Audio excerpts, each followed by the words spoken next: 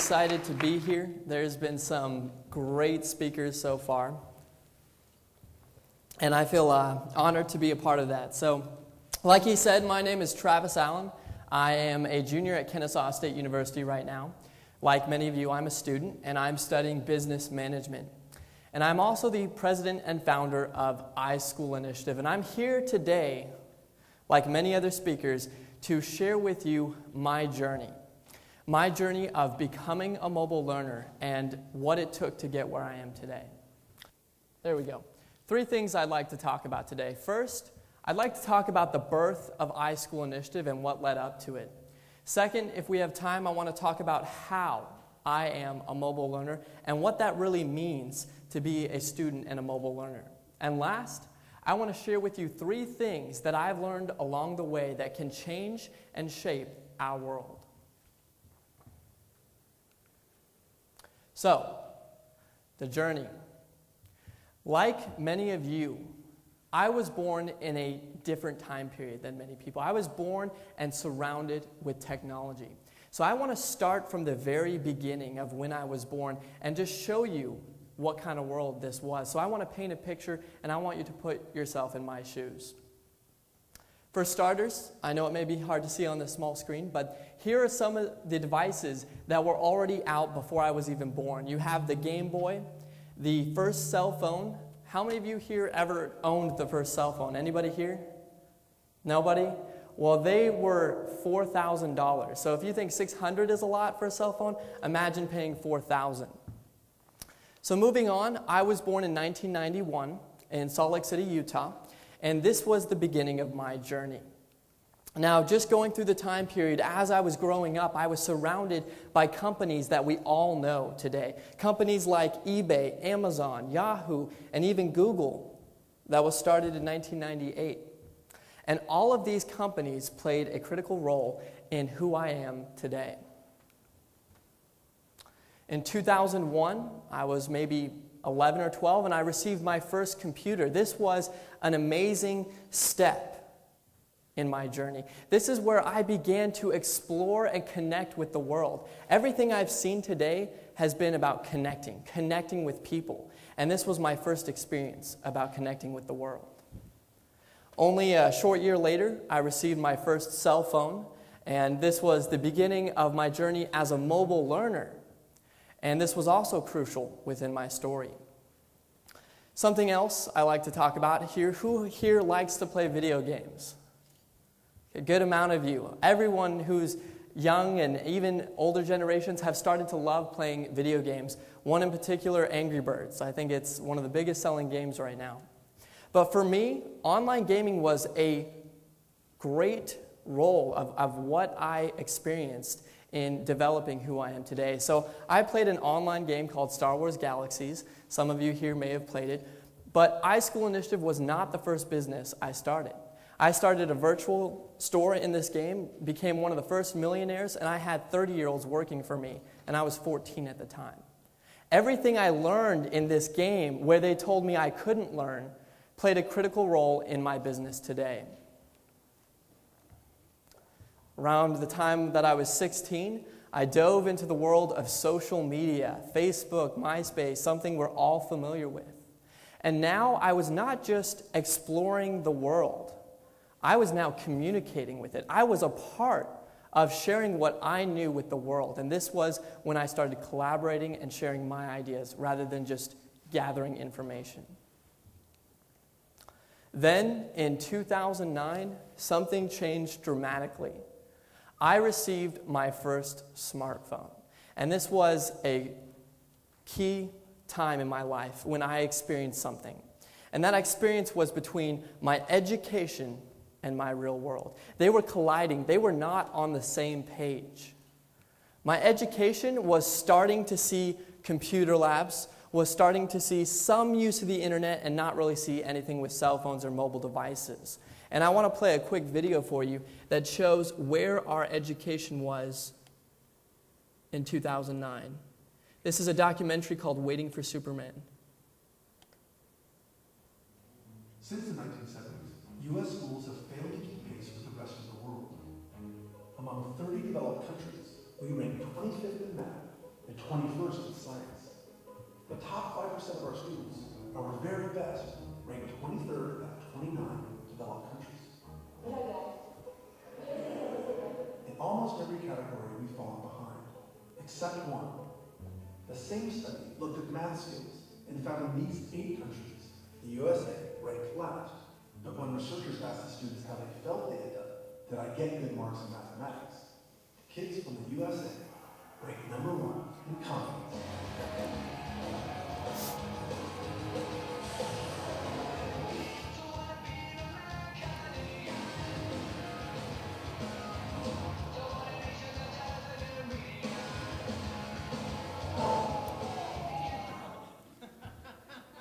So as you can tell, our education was not where it used to be. It was not the education that everyone was so proud of here in the United States.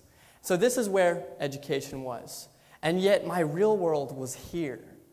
A merge of cell phones and internet and computers all in one device. And to me, this concept, this was mobile learning. And let me paint it for you this way. So our education today in America is the Titanic. It is this great, big, huge cruise ship that is headed straight for the information age. It's the industrial age model. It's a lot of infrastructure, and it's very hard to change directions. But the problem is, we're headed straight for an iceberg. These other countries are sailboats that are going right around it, but we are faced with challenges to get to the information age. iSchool Initiative believes those challenges are fear of change, people afraid of new ways of thinking, of new ways of doing things. Ignorance, people not aware of the need for the change or what's out there. And the root of a lot of the problems, government bureaucracy, red tape that just slows us down. These are the challenges that led to the birth of iSchool Initiative. So I want to start with the beginning of iSchool Initiative, and that was when I was a high school student at Whitewater High. I started using my smartphone to take notes, read my books, graphing calculators, etc. And I quickly became frustrated with our education system because they told me this was not an educational device. And so I decided to do something about it, which is why I love why we're all here. It's about getting out there and doing something. Anybody at any age can make a difference. So I did what I knew how to do best, and that was create a YouTube video showing the solution. So I want to play the first minute of that video for you all. My name is Travis Allen. I am a 17-year-old high school student at Whitewater High in Fayetteville, Georgia. I believe I have a solution to America's education problem, and I need your help. My high school is experiencing massive budget cuts, teachers are being let go, and classroom sizes are getting larger. Our public education system is broken, and it needs to be changed. I hope you will take a moment to watch this short PowerPoint presentation I have put together that answers the question, does technology belong in our classroom? You decide. Let me introduce you to the future of American education, the iSchool. The iSchool will be built on Apple's popular iTouch platform. The iTouch is a revolutionary handheld device that is capturing the imagination of people worldwide. With its easy-to-use touchscreen interface, it has set the standard for music, video, and third-party applications. With the right plan, this simple device could change the face of public education. The idea is simple. Imagine a schoolroom with no books, no paper, no expensive copy machine, and no more number 2 pencils. Impossible, you say? I'm going to go ahead and stop it there. Now, a lot has changed since then, but after watching this video go viral, that's when I decided to form the iSchool Initiative. Now, iSchool Initiative is a student-led nonprofit dedicated to completely reforming education through mobile technology. We're about empowering students to take education into their own hands. And I will make a comment here that I think the term nonprofit is killing the industry. People get into it thinking that they don't need to treat it like a business, that they don't need to earn profit to pay for salaries, things like that. And so I think a better term for a social entrepreneur would be a for-purpose company. And that's what iSchool Initiative is. We are a for-purpose company. And most importantly, our organization, we are all students attempting to change education as we know it. We must rethink, rebuild, and retool our current education system if we are to better prepare our youth for the challenges we'll face. Now, iSchool Initiative accomplished this through multiple ways. First and foremost, we are a movement. And a movement is defined by a series of actions intended toward a particular end. Again, that end for us is a complete overhaul of our current system, a system that was built for the 21st century classroom. We accomplish this through YouTube videos, which you've seen some of so far. We're constantly producing more videos. But primarily, we do presentations and seminars across the world that focus on the power of an idea and how an idea can spread like wildfire. We go to schools and motivate them to adopt change, to adopt a one-to-one mobile device initiative. And on top of this, our organization offers professional development for the educators and the students when they're ready to adopt. So we'll range from how to use the iPad in taking notes, social media, science and math, and so on.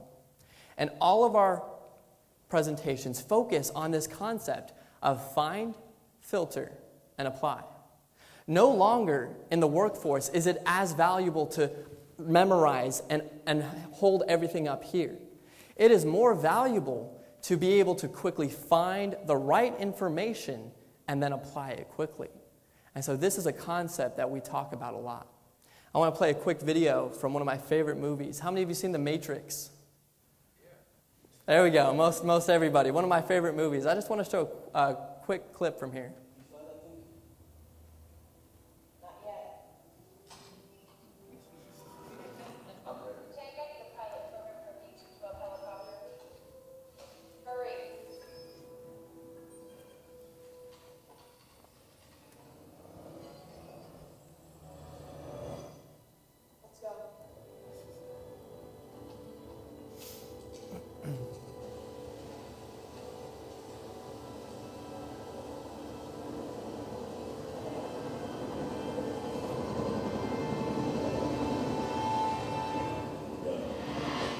I'll go ahead and stop it there. That looks like mobile learning to me. I don't know about you. But this is what our presentations focus on, the power of an idea and how one student at 17 can go and change the world. In addition to our presentations, after all these conferences we go to, we've noticed one thing. We're at technology educational conferences, but everywhere we go, there are no students. And yet students are what education is about. So we want to hold the first ever student-led, student-presented conference, a conference for educators brought to you by students. In addition, we also try and provide research. This is a critical piece to what we do to help further our movement. And something you all as college students might be interested in. We're creating a case study that shows if you buy a tablet as a freshman in college, you will save a minimum of $3,100 over your 4 years of college.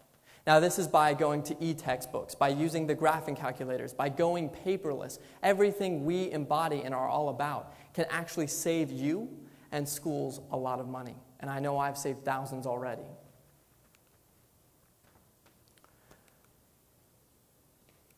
Something interesting, something we talk about is the BYOT concept, not BYOB, but BYOT, which is bring your own technology or bring your own device. And the idea is that so many students already have these devices at home. So if it's a high school, why not let your students just bring them and use them in the classroom? I'm just going to skip through some of this just due to time, but all of this is what iSchool Initiative strives for every day to create change in the classroom. Now moving on through my timeline. In 2010, something big happened again. The release of the iPad 1. This was when I took my mobile learning to a whole new level. I now take my tablet and only my tablet to all of my college courses. I do not own books, paper, pen, ink, printers, anything. I'm completely digital, and that's what our organization focuses on. Since inception, We have shared our message across the world, traveling to over 14 states with giving presentations to over 13,000 people at conferences and schools across the nation. One school in particular, Kearns High, adopted our vision, received a $1 million grant, and implemented one-to-one tablets with all 2,000 students. And we went and did presentations for the whole school body to get them excited about their new learning initiative.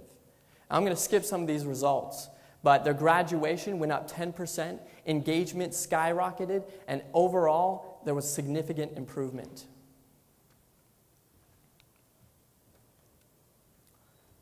Also, since we've been shaking up things and traveling and doing these presentations, we've received a lot of media attention from places like CNN, Forbes, the Huffington Post, ABC News, and so on, sharing our message and getting the idea out there. And I want to play a quick video of some of the clips we've received in the last year. It looks like a celebration. As hundreds of Kearns High students get ready to take home their own school-issued iPod Touch. It's a big deal. Peter Castigas says the handheld device will help them learn Spanish. I think the biggest thing is flashcards. I mean, I know how to focus studying sometimes here and there. It's awesome. Many other students discovering how the iPod could bring major changes to learning. I think it's amazing. It will definitely broaden our educational learning experience. An experience that has stayed the same for decades. I decided to make an initiative to change the way we see education. The iSchool was all the idea of one college student, Travis Allen. It's fun taking notes on this class. It's fun learning how to use this device educationally. And I think the kids are going to love it.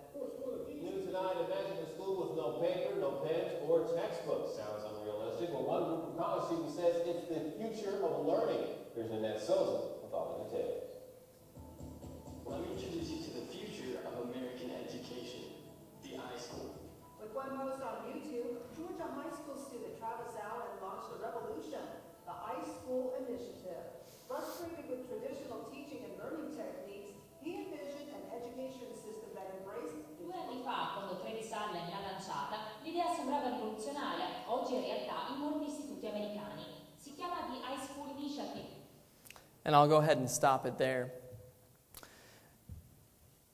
But there's been so many amazing opportunities by getting involved in this and by deciding to make change. Something that happened not too long ago in 2011.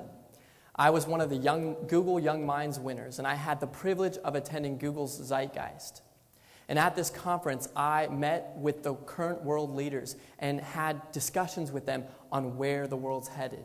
People like Larry Page, the CEO of Google, Sir Richard Branson, people like Scooter, who is Justin Bieber's manager, Tony Hawk, the list goes on and on of the people, Mark Cuban, all of these people I got to meet and share my message with. And again, it was all because I decided to do something.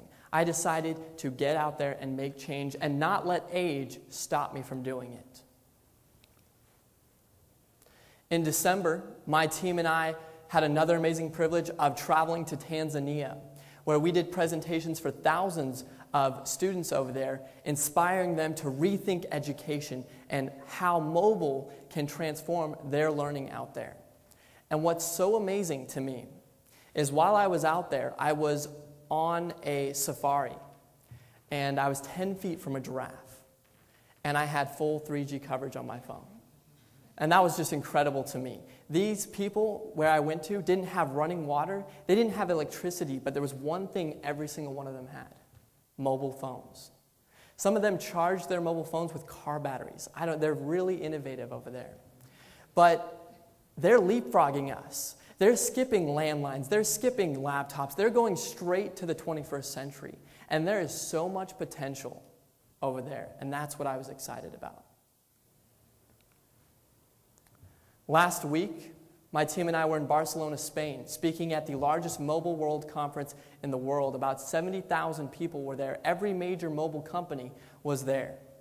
And it was absolutely incredible. If you think smartphones and mobile phones are a big part of our lives today, just wait till you see what these companies are working on. It's absolutely incredible.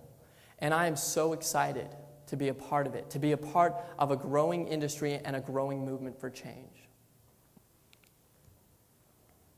And so all of this has been my journey and the birth of iSchool Initiative. Now, I'm not going to spend too much time on this. This is an hour presentation. I'm cutting down to 20 minutes here. But I want to talk just a little bit about why mobile. Some of the things that I talk about is being organized is such a critical component to this. And I want to share an email that I received from a 12-year-old boy from the Caribbean. I have saw your video both on CNN and YouTube, and for a 12-year-old boy, I got a great idea. Ideas can happen to anybody. See, I live in an island in the Caribbean, and I go to school every day with heavy books. What is the result? Exhaustion, tiredness, humpbacks. School is already a place with challenges for the academically privileged, but to have to carry heavy bags to school, that is torture. That is torture. And I'm just imagining this poor 12-year-old boy going to school with 50 pounds on his back, uphill both ways. And it just blows my mind that there are more effective ways of doing this, and we're not currently seeking them out. Another piece of this is internet access 24/7. The ability to connect and collaborate with anyone at any time. This opens up so many doors for us as learners. How many of you here have a smartphone or tablet? Most of us nowadays. Then I'm sure you've experienced this. You're on the go. You don't know what something is. It was said earlier, what do? You Google it. You quickly look it up on your phone, and you find the right information. And last, applications. This is what our presentations and workshops focus heavily on, are all the applications that are replacing thousands of dollars of technology and putting it all into one device. And I'm not going to spend too much time on this. So just to conclude, I want to share 3 things I've learned along the way that can change and shape our future and our world. 1, work hard, fail a lot, but learn more. iSchool Initiative has failed countless times, and every time we got better, we got stronger, we learned from it, and we bounced back quickly. 2nd, have a love of learning, because I believe that a love of learning leads to a life of significance. And last, lead the way. Each and every one of you have huge potential being here, being college students. Before you challenge others to make change, challenge yourself to make change. And I want to leave you all with one quote from a book I've been reading. And I try to do a lot of reading and listening to books because I really feel that we always can learn and we should always find things we're passionate about. So this is a quote from Abraham Lincoln. The philosophy of the schoolroom in one generation will be the philosophy of a government in the next. So how we choose to interact with each other, how we choose to handle ourselves, our morals, our ethics, will be how our government in the future handles it when we are in charge of this great nation. So I want to leave you all with one question to think about.